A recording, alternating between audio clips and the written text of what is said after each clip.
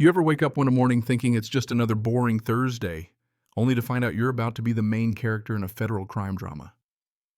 Yeah, that was me. One minute I'm selling my yacht, the next I'm center stage in a circus of sirens, angry neighbors, and the queen of all Karens waving her phone like she's got the nuclear codes. Never thought a simple yacht sale could make your heart race faster than the actual boat ever did, but here we are. Let me take you back to the start, the kind of story that'll make you question whether justice is real or if karma just likes to toy with people for sport. So picture this, I live in Clearwater Estates, one of those lakeside neighborhoods where everyone nods politely, nobody really knows each other, and the grass always looks a little too green to be natural. The illusion of peace is kept in check by one woman, Olivia Whitmore, but trust me, nobody calls her Olivia. Around here, she's just Karen, with a capital K. President of the HOA, Commander-in-Chief of Neighborhood Misery Clipboard, always at the ready. The kind of person who'll fine you $50 if your mailbox leans 3 degrees off plumb. My yacht justice was my pride and joy.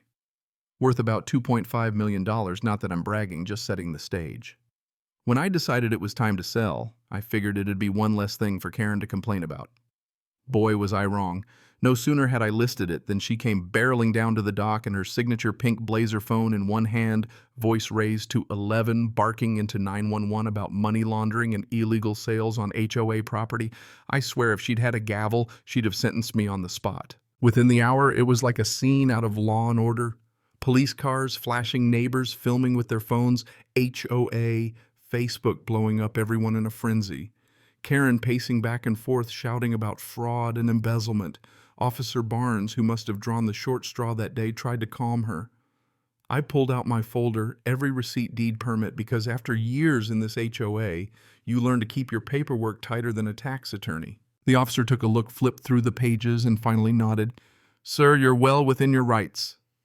You'd think that'd be the end of it.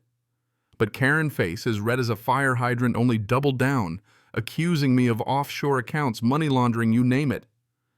She started live streaming to the HOA Facebook group, whipping the neighbors into a digital mob. My wife texted, "What did you do now?" like I had any idea. And here's where things get weird.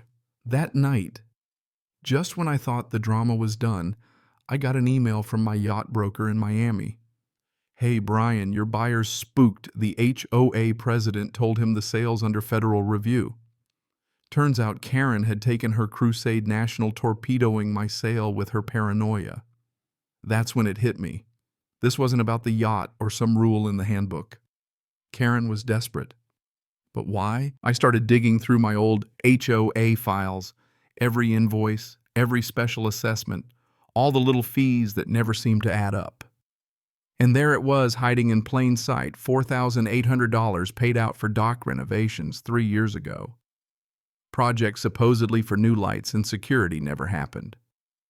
The check was made out to Blue Harbor Services, LLC.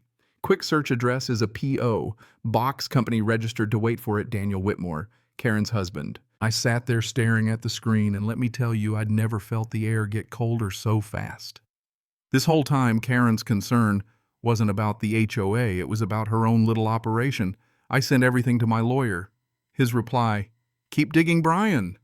So I did. The more I looked, the deeper the rabbit hole went. Duplicate payments, fake receipts, money vanishing into the ether. All the while, Karen turned up the heat flyers, accusing me of financial crimes calls to ban me from the clubhouse public shaming at HOA meetings. She even tried to humiliate me, sneering from her podium about ethical concerns. For once, the neighbors started to murmur, was she maybe going too far? Then Greg, the quiet guy from across the street, leaned in and whispered, "She's been skimming off the top for years. My cousin did maintenance, never got paid, but somehow she bought a new Mercedes."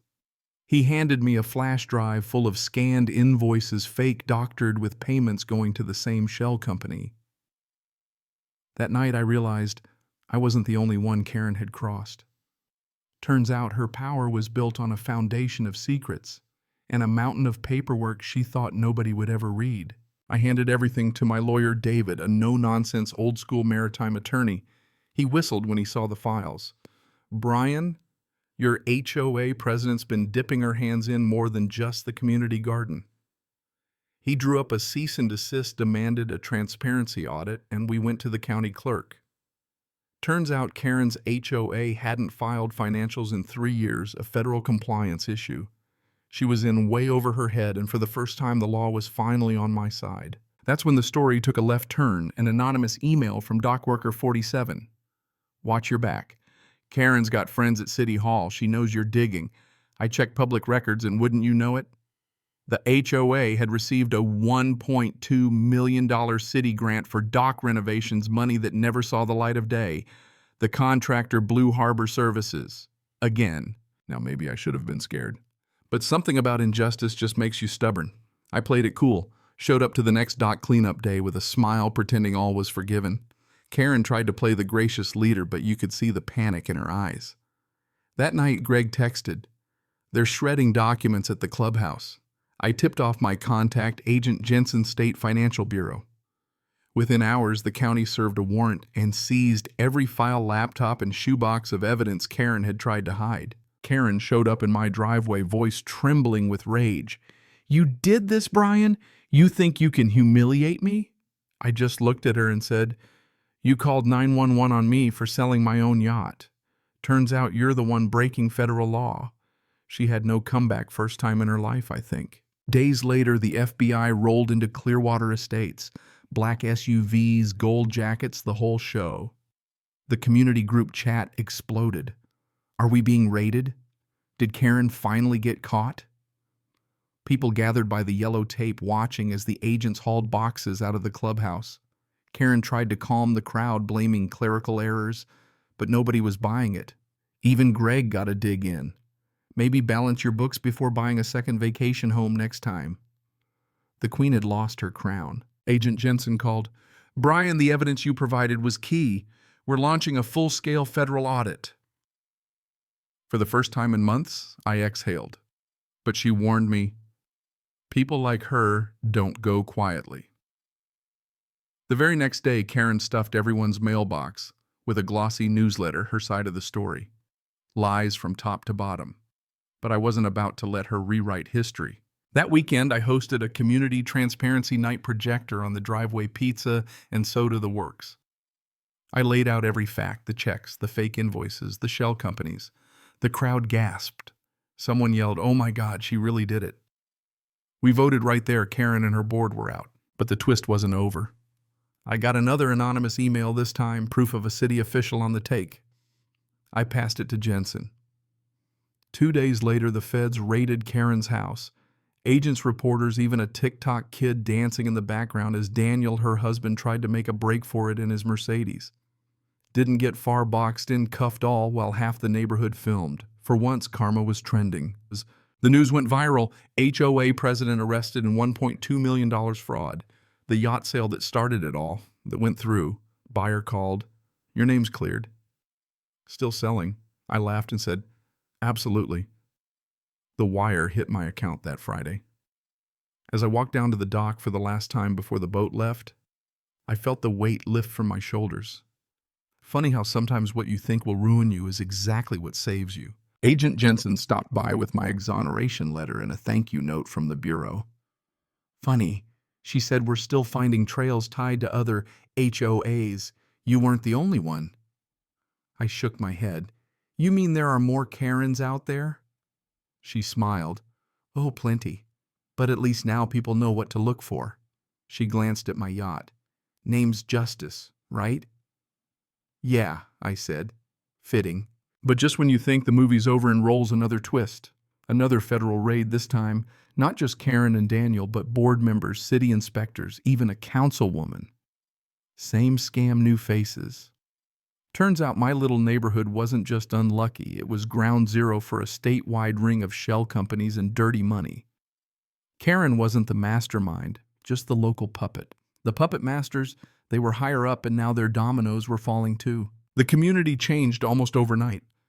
With the HOA board dissolved, the county asked me to step in as interim chair. At first I resisted. After what I'd seen, the last thing I wanted was power. But Greg convinced me. "You fought the dragon, Brian. Might as well guard the treasure now." So I did, but differently. No more secret fines or rules about flower pots. We published every expense, every record, held meetings outside, not in Karen's throne room. For the first time, people trusted the HOA. But I'd learned something through all this, a lesson that snuck up on me in the quiet moments long after the sirens faded. It's not the big villains that ruin communities. It's the people who look away, who think rules only matter for other people. I almost let Karen get away with it, almost laughed off her 911 call. But truth doesn't go away just because you're tired. Sometimes you have to stand in the storm, not because you want to, but because someone has to. Funny enough, even after the dust settled, there was always another name, another file, another loose end. It never really ends. Corruption just gets a new haircut and tries again. But I wasn't afraid anymore. You face down an HOA president and the FBI in the same year, there's not much left that scares you. So now when I look out at the lake and see my new yacht Justice 2 bobbing on the water, I remember sometimes peace isn't about silence. Sometimes it's about finally being heard. And here's the kicker. What would you do if your HOA president tried to control your life, your home, your peace of mind? Where's the line between standing up for yourself and becoming the very thing you fought? Drop your answer in the comments. Let's hear your stories, your battles, your wins and losses. Because the line between right and wrong, justice and revenge is always thinner than we think. And who knows? Maybe your story is the next one that sets things right. Cảm ơn các bạn đã xem video.